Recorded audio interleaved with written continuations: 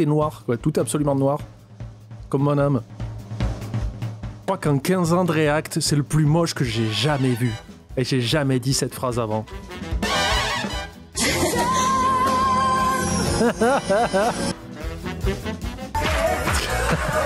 Seb, il fallait que tu sortes ta tête là, quoi.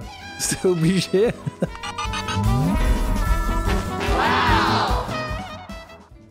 Et bonjour et bienvenue dans ce nouvel épisode d'un React de l'addition, s'il vous plaît. Nous sommes à Paris, un peu pour les cuisines du monde, puisque la dernière fois on était dans un resto chic portugais. Et cette semaine, j'en sais rien, mais c'est parti. Daniel, qui nous reçoit dans son restaurant israélien pour ce deuxième jour de compétition. Le trou noir.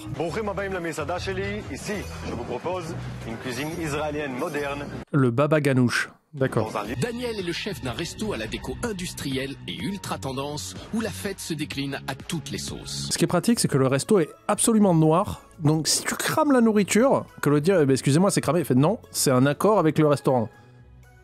Pas de problème. Et pour mettre sa clientèle jeune et branchée dans l'ambiance, moi ça me Daniel fait connaît absolument la pas envie, quoi. Un service aux petits oignons et une cuisine inventive aux saveurs orientales revisitées. 3 baba ganoush et un kefta en entrée. En fait, c'est un kebab de luxe boîte de nuit, c'est ça? Alors, salut Panda, je suis tes streams depuis peu et je te t'ai testé avant. Je t'avais même signalé, je crois. Mais finalement, je t'aime bien et je suis là. Écoute, je pense que c'est de bonne guerre. J'arrive pas à lire ton nom. Silaroy? Silarol? Je pense que c'est de bonne guerre si tu te prends un ban de 10 secondes. Alors, il y a quelques mois, j'ai essayé de niquer ta chaîne, mais bon, finalement, t'es plutôt cool comme gars. Tu reviens dans 10 secondes, Silarol, t'inquiète pas. Je l'avais dit, il me faut des nouveaux rageux parce que les anciens commencent à m'aimer. Bienvenue, mon ami. De quel type de cuisine on parle là? Là, j'ai vu une façade noire. J'aurais pas pu imaginer un restaurant français, un restaurant italien, c'est moche. Un restaurant de tout horizon. Vous trouvez pas que c'est moche? Rosa l'aidera peut-être à y voir un peu plus clair. Je crois que le nom du resto y est, mais il est flouté. Du coup, t'as l'impression qu'il est pas là parce que tout est noir, quoi. Tout est absolument noir. Comme mon âme. Et pour nos restaurateurs sous le choc, il y a eu de nombreux hicks. Haha, j'ai trouvé. Je t'offre du rouge à lèvres. Si vous êtes choqué en Inde, est-ce que ça fait un daily shock? Vous avez le droit de reporter cette chaîne. Et tout raté, fade, c'est pas pour faire du mal. Ah ouais, lui, il a été impitoyable, quoi. Des remarques qui sont restées en travers de la gorge de Rosa et ses notes s'en sont ressenties. Alors Rosa, qu'est-ce que t'en penses? C'est excellent, les daily shock. Un peu noir. Un peu. J'aurais aimé un peu plus de couleur, tu vois. Je me suis pas dit... Tu vois, il y a une espèce de logo flouté, je sais pas si vous le voyez là. Mais effectivement, il n'y a pas de nom, il n'y a rien. Enfin, moi, ça me donne pas envie de rentrer, quoi. Méron gère avec ses parents un restaurant éthiopien où elle a apporté le soleil Ça de a son l'air pays. cool, ça. Ce restaurant, c'est... Regardez les plats. Et pour faire voyager les papilles des petits et des grands, Méron propose une cuisine familiale et épicée. Excusez-moi, c'est pour vous. Tradition Oh là là là oblige, là là. on mange avec les doigts. Vous coupez juste un petit morceau de galette. Ah, si quelqu'un a le nom du resto éthiopien, mais je doute qu'il soit ouvert encore. J'arrive pas à voir quelle spécialité, c'est pas noté. Enfin, C'est pas noté, on voit rien, hein. Ça me donne aucune information sur l'origine de ce Je restaurant. crois qu'en 15 ans de React, c'est le plus moche que j'ai jamais vu. Et j'ai jamais dit cette phrase avant. Chez l'Énergique Raja, impossible de se tromper. Dans son restaurant en région parisienne, tout rappelle son pays d'origine. Vous avez Angleterre. un bon restaurant. C'est neutre, c'est sans plus. J'ai pas d'idée en fait. Je sais pas si c'est un café, si c'est un bar à vin. À aucun moment on est orienté. On n'a aucune idée de ce qu'on y mange ou de ce qu'on y fait en fait. Il n'y a pas de menu, il n'y a pas d'affichage, il n'y a pas d'idée, je veux dire. Moi, vous savez, j'aime pas rester bête. Et on est dans l'investigation ici. C'est quoi un baba ganoush? Moi, je croyais que c'était une chanson de Led Zeppelin. Le baba ganoush ou baba ganoug, appelé aussi au Liban moutabal, est une purée d'aubergines. Ce plat est à base d'aubergines. Préparer en mousse mélangé à du tahini et au classique ail, citron, huile d'olive qui sont des ingrédients de base de la cuisine du Moyen-Orient. J'ai envie de dire, on dirait que c'est un petit peu de l'houmous mais avec de l'aubergine au lieu des pois chiches. Et là, je vais me faire insulter, donc je retire immédiatement c'est ce que je viens de dire. Ça va, ouais. Il était détendu, chaleureux, il était beau. Hein. Beau sans doute, mais Voilà, aussi Méron, elle est amoureuse. prévenant. J'ai des petits cadeaux pour vous. Et ça s'appelle les khamsa. Ça porte bonne chance. C'est un porte-clés, me prends pas pour un con en donnant un nom différent. La première impression, moi j'adore. Je me sens bien déjà. Moi, ma première non. impression, ça fait pas chaleureux du tout. C'est un cadre froid. Pour C'est moi, malsain. on arrive ici, il n'y a pas un bouquet de fleurs. Il manque un peu de féminité. Moi, j'arrive avec des grands sabots. Je dis tout de suite ce que je pense l'instant présent. Donc là, c'est tout l'opposé de ce que j'aime. Moi, Rosa, on est quand même dans un lieu assez épuré. Il n'y a pas besoin de rajouter des fleurs, des choses. Alors toi, Si, t'es il pas faudrait. féminin du tout, toi. Bah non, moi je suis un mec. Alors Rosa, elle a bombardé. Ouais, il n'y a pas de fleurs, il n'y a pas ceci, il n'y a pas ça. Moi, je suis un mec. Faut que ça soit tout noir, qu'il y ait des couilles au mur et des tranches de bœuf. C'est tout. Il y a de la brique, le bois, le velours, le bar est en métal. C'est pas les textures qui me dérangent, François. C'est la couleur. Il y en a pas. Hein. Même le peintre de Philippe Etchebest, là, qui fait tout au gris anthracite, il est un peu choqué, là. Au niveau des matériaux, il y a un mélange de matières qui fait que ça suffit. Mais cela suffira-t-il Oui, ça à Madame suffit, oui. Chi? L'accueil, il manque le téléphone, il manque le livre des réservations. Non, là, tu chipotes. Là, par contre, Rosa, là, t'en fais trop, là. Donc déjà primordial, quand tu rentres dans un restaurant, tu dois être là, tu dois recevoir ton client. Bonjour, je vous en prie, voici la carte. Les cartes, elles sont où? Donc tu vas les prendre ici. Donc tu vas pas les mettre au bout de la pièce là-bas. Attendez, je vais chercher la carte. Rosa, elle a fait une grande scène. Moi, je devais le défendre parce que je trouvais ça un peu mesquin. Je suis pas d'accord avec toi, Rosa, parce que les cartes, il les a bien rangées, donc il peut... Ouais, je me disais, mais attends, les cartes, elles sont pas dans le pupitre où tu es. Donc pourquoi tu fais tout ce sketch, quoi? Elles sont littéralement là. Ah ouais, mais tu vas te baisser. Bah, c'est pas grave. T'as pas le droit. Est-ce qu'il y a des serveurs dans le chat et sur YouTube? Vous travaillez en service, vous avez pas le droit de vous baisser, ok? Si tu fléchis un genou, je te fracasse la rotule personnellement, d'accord? C'est inadmissible. Qu'est-ce que c'est que ce sketch? Icos, il a dit un truc. Si moi, il y a un serveur, il dit attendez, je reviens, je vais chercher la carte, et que je le vois faire l'ascenseur derrière le comptoir, enfin l'escalier comme ça derrière le comptoir, je lui laisse un pourboire avant que qu'il ait commencé à me servir. Moi, ça me plaît pas. Pourquoi? Je vais vous dire pourquoi ça me plaît pas. Parce que si je viens avec mon mari, et à côté, je vais me retrouver avec 2 personnes. Donc du coup, je vais lui faire des bisous, et l'autre, il est à côté en train de me regarder. Donc je suis pas dans l'intimité. Si tu viens avec 8 personnes, avec une réserve de 8 personnes, très peu de chances que tu sois dans l'intimité. Même que tu sois un petit peu con, j'ai envie de dire. Oh, il fait froid. Oh putain, le jeu d'acteur, là j'y crois, là. J'y suis pas et pourtant j'ai froid. Ça veut tout dire. Tout est propre, les verres sont propres, les couverts bien rangés dans la serviette, la poussière est faite, c'est propre. Mais il y en a une qui n'est pas prête de rendre son tablier. Non, regarde là. D'accord, qu'est-ce que t'as retrouvé? Ah franchement, Rosa, t'as le droit de rien dire. Vu l'état des sols chez toi et des banquettes, t'as pas le droit de te plaindre. Elle va mettre 4, Rosa, elle va mettre 4. Méron et Raja, séduits par la déco épurée du restaurant, optent à l'unanimité pour un 7 sur 10. Ok, ouais. Quant à la très critique Rosa, Pour la note de la salle, j'ai mis 5. Ah. Parce que j'ai trouvé ça trop impersonnel. La moyenne. Waouh, Ça a l'air bien. Il y a de la couleur, il y a de la couleur. Ah ouais. La cuisine est plus colorée que la salle, ça me fume. C'est pas propre du tout. Hein. Ah oui, ouais. Non, mais ça doit être nettoyé. Ouais, c'est négligé. Elle est un peu crevée. Catastrophe. Regarde-moi ça, tout ça c'est gras. Ah puis ça brûle, ça derrière. un peu. J'espère que Daniel a pas critiqué ma cuisine comme moi je l'ai critiquée, parce que ça voudrait dire que ma cuisine était sale. Un coup de chiffon, ça aurait pas été de trop. et sous la hotte se cache un petit bonus. Ah. Ah, bam. Ça, c'est Là, quoi, ça? c'est pas terrible ça. Bon, Daniel, qu'est-ce qui s'est passé? J'ai envie de te dire. Qu'est-ce qui s'est passé? Qu'est-ce qui a fait que t'as négligé ça? Là, c'est nickel. Les épices me font voyager. Plus que les frigos. Ce mur d'épices, alors là, c'est exactement Daniel. J'ai retrouvé... Daniel est un mur d'épices. Un seul épice. Ce n'est pas un mur d'épices. C'est pas un mur parisien au pif. Ah mais j'aime bien Paris en vrai. Y a pas de... Pour la note de la cuisine de son restaurant, Daniel obtient donc une moyenne de 6 sur 10. Ah, il a des bonnes notes en vrai pour l'instant. Méron, qu'est-ce que tu dis?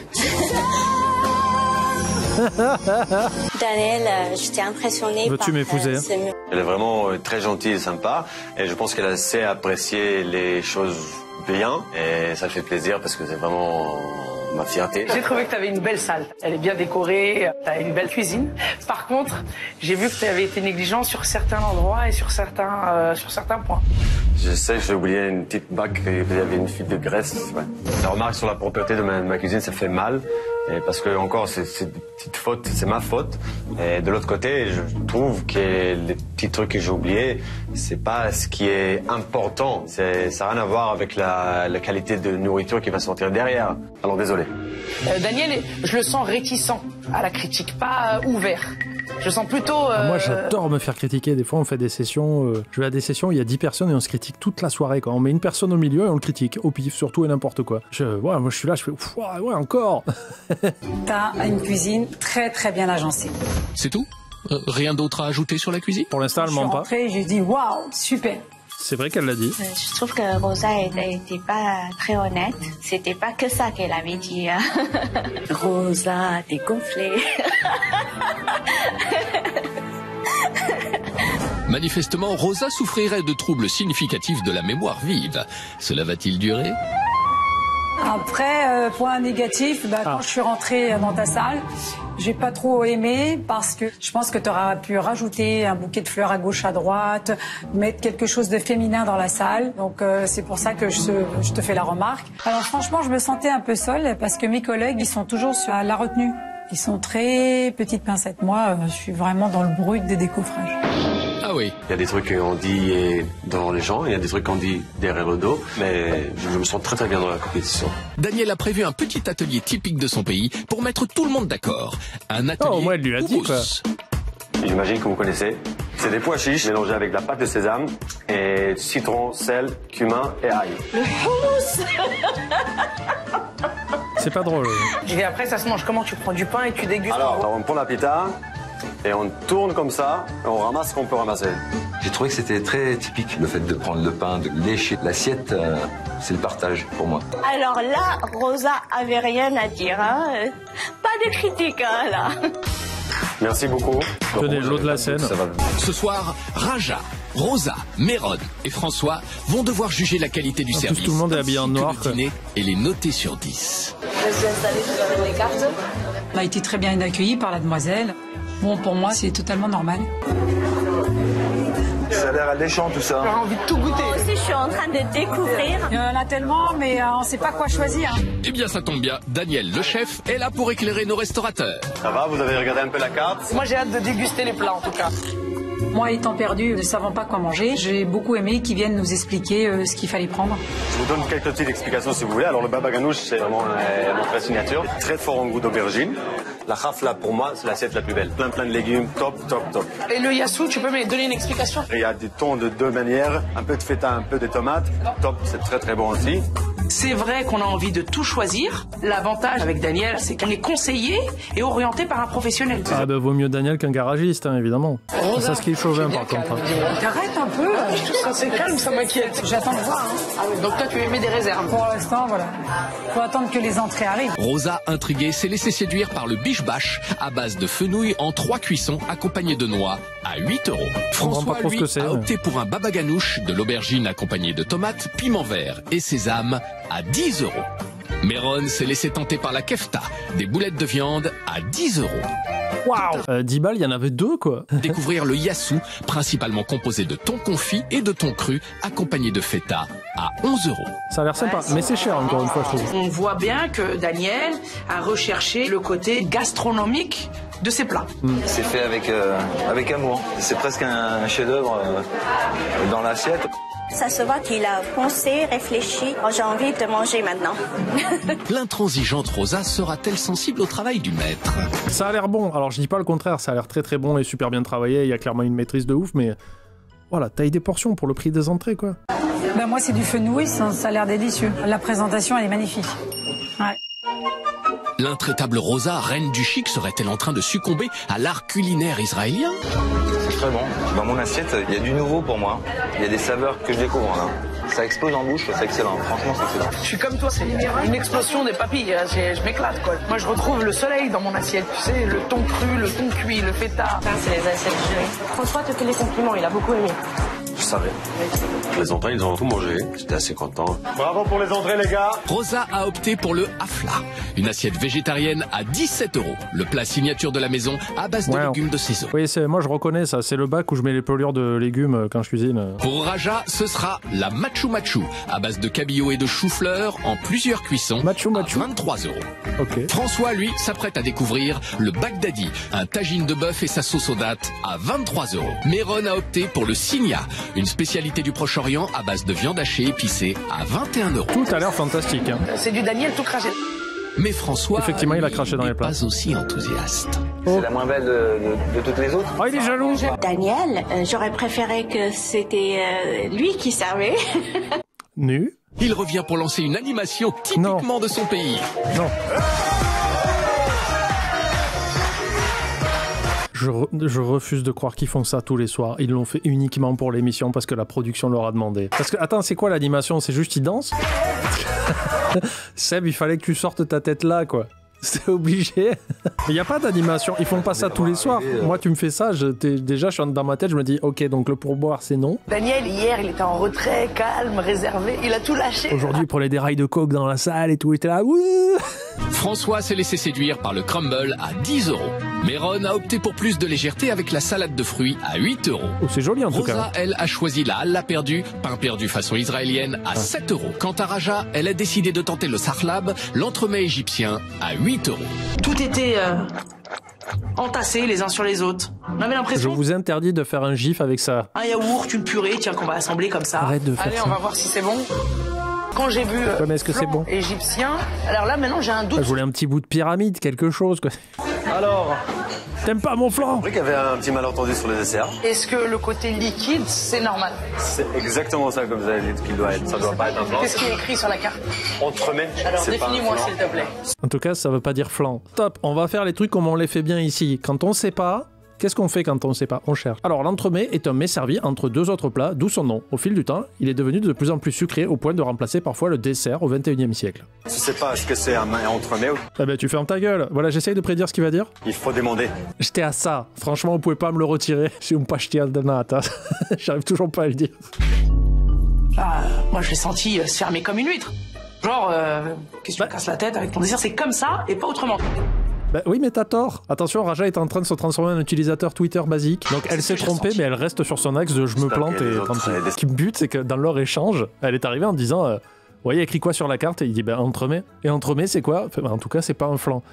Donc dès le départ, elle s'est fait guaquer, mais elle est restée sur cet axe en mode ouais, mais c'était pas un flan, du coup c'était nul, et elle est restée là jusqu'au bout. C'est-à-dire que la mauvaise foi a monté comme ça graduellement. Nicolas Jordan n'aurait pas une tablette assez grande pour voir où la barre monte quoi. Ah, elle a été de mauvaise foi là, c'est dommage. Regardez la note de Raja. Raja, peu rancunière, le voyage proposé par notre restaurateur israélien. Voilà, j'ai rien dit, je me suis trompé. Daniel obtient donc une moyenne de 7,25 sur 10. C'est une très bonne note, Daniel. Ça fait 40 balles. Une addition totale de 156 €, soit 39 € par convive. Ça va. Attendez, avant que vous hurliez, vu le travail qu'il y a sur chaque plat, parce que même si des fois il y a des trucs un peu simples, il y a toujours beaucoup de travail. Je suis d'accord avec toi. Il avait dit que ça allait être raffiné. Le repas 7-8. Ouais, je suis d'accord. C'est vrai, c'est un bon raffiné.